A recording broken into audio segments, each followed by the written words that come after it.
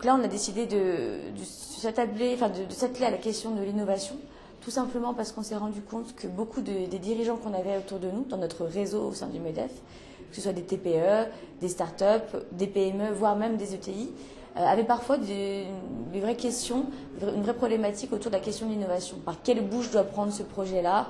Comment on passe de l'idée à l'aboutissement de mon projet d'innovation? L'innovation, qu'est-ce que c'est? On voit tout le temps l'innovation technologique, mais il n'y a pas que ça.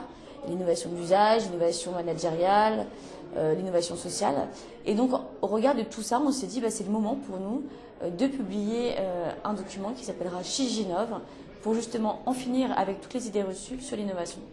Les idées reçues, on était un certain nombre d'experts. Chaque expert a des idées reçues dans son domaine. Par exemple, dans le mien, donc la propriété industrielle et plus spécifiquement les brevets, j'entends régulièrement un brevet, je sais combien ça coûte, mais à quoi ça sert? De toute façon, les Chinois feront bien ce qu'ils veulent.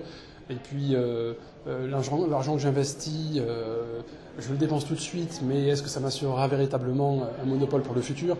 Donc, c'est toutes ces idées-là qu'il faut combattre, il faut expliquer les choses, et généralement, une fois qu'on a fait une bonne explication, on a soulevé le voile, on a éclairci tout ce qui faisait peur en fait aux dirigeants, et une fois que la stratégie est en place et comprise, ça pose plus aucun problème.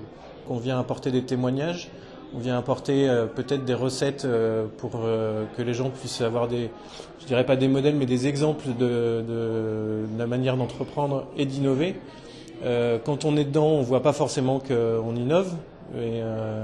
Donc c'est toujours intéressant d'entendre un certain nombre de témoignages sur ce sujet-là. Un des mots que j'utilise le plus pour caractériser l'innovation, c'est la curiosité, c'est-à-dire ouvrir son esprit sur tout ce qu'il y a à côté de nous, c'est-à-dire de regarder tout ce qui se passe, essayer d'analyser au mieux, comprendre son environnement, et puis après c'est oser le mettre en exergue, oser le mettre en place, oser le partager avec ses équipes, oser le partager avec ses clients, avec ses partenaires. Voilà, il y a plus de code, il n'y a pas de code. Il faut créer les siens, qui marcheront ou qui marcheront pas. À la limite, ça on verra bien. Mais en tout cas, effectivement, l'innovation, c'est un peu comme marche ou crève. Tu as aujourd'hui intérêt à faire ce qu'il faut pour justement écouter tout ce qui se passe autour de nous et le diffuser à nos équipes. Il faut oser, en définitive.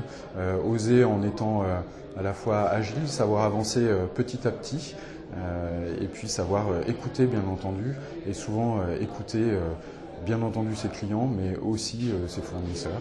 Savoir écouter tout son écosystème, parce que c'est un véritable... L'innovation va vraiment trouver son terreau dans un écosystème, dans son écosystème, et dans les écosystèmes rayonnants et gravitants autour de soi.